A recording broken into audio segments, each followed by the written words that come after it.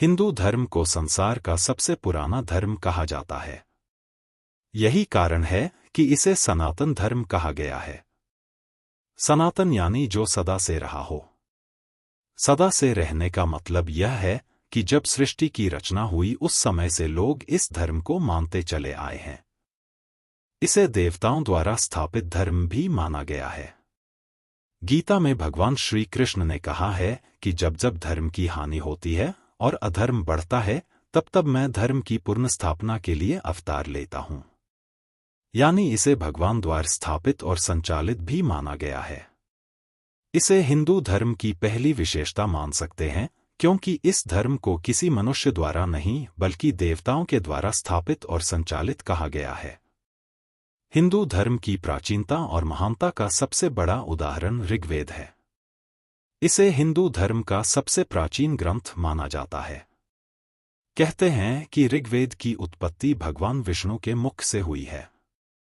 कहने का तात्पर्य यह है कि भगवान विष्णु ने पहली बार ऋग्वेद का पाठ किया था।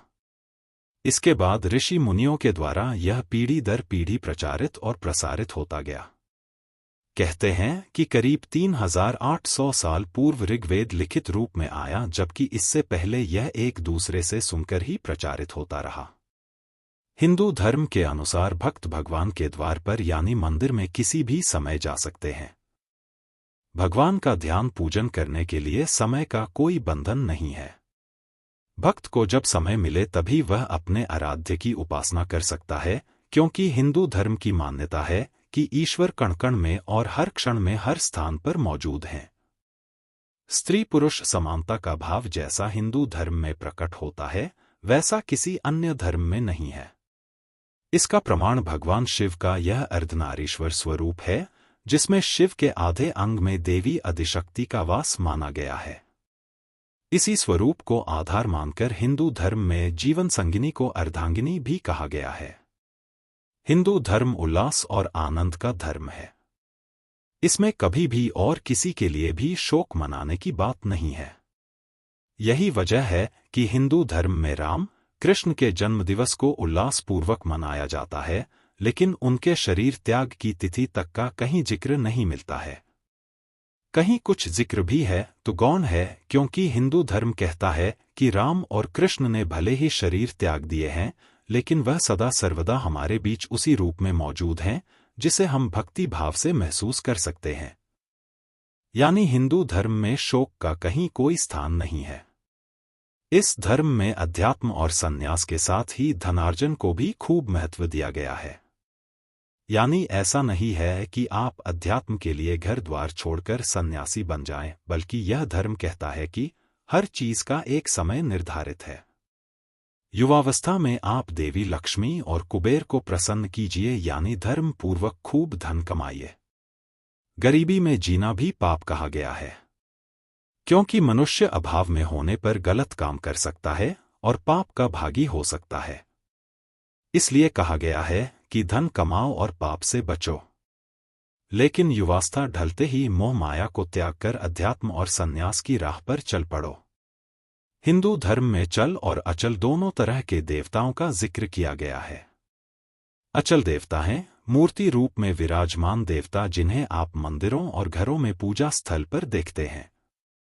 जबकि चल देवता धरती पर चलने वाला हर जीव जंतु है। यानी हिंदू धर्म में हर जीव को भगवान माना गया है। गीता में इस बात का उल्लेख करते हुए भगवान श्री कृष्ण ने कहा है कि वह हर जीव में आत्मा रूप में विराजमान रहते हैं, इसलिए सभी जीवों में मुझे देखना चाहिए, और जो यह रहस्य जान लेता है वह पाप से मुक्त हो जाता है। हिंदू धर्म ही एकमात्र ऐसा धर्म है जिसमें 33 करोड़ देवी देवताओं का जिक्र किया गया है। अन्य किसी भी धर्म में इतनी बड़ी संख्या में देवी देवताओं का जिक्र नहीं है। हिंदू धर्म में मृत्यु को भी देवता माना गया है। यमराज को जीवों के प्राणों को हरने वाला और भगवान शिव को संहार और प्रलय करने वाला कहा गया है। बावजूद इसके इन्हें देव और महादेव कहा जाता है। यानी हिंदू धर्म एकमात्र ऐसा धर्म है जिसमें मारक को भी पूजनीय माना गया है। इनके प्रति आदर का भाव प्रकट किया जाता है। इसकी वजह यह है कि हिंदू धर्म में मृत्यु को मुक्ति का मार्ग माना गया है। हिंदू धर्म सभी धर्मों में लचीला भी माना गया है।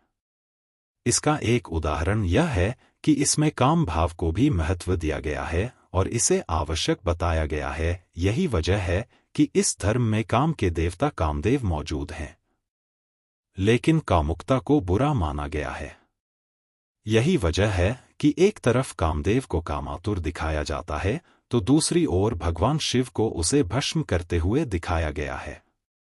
यानी सृष्टि संचालन के लिए काम आवश्यक है, लेकिन जब यह अति होने लगे तो इसका अंत होना जरूरी है। अवतारवाद की जैसी परिकल्पना हिंदू धर्म में है, वैसा किसी अन्य धर्म में नहीं है। हिंदू धर्म में बताया गया है कि हर युग के अंत में भगवान का अवतार होता है और नए युग का आरंभ होता है। इस समय कलयुग चल रहा है और कहते हैं कि कलयुग के अंतिम चरण में मनुष्य व्यभिचारी हो जाएंगे, संबंधों की मर्यादा को भूल जाएंगे, स्त्रियों में लज्जा समाप्त हो जाएगी, मनुष्य पशुवत व्यवहार करने लगेगा। तब भगवान कल्कि अवतार लेकर धर्म को पुनः स्थापित करेंगे। कल्कि अवतार की यह परिकल्पना कहीं और नहीं है।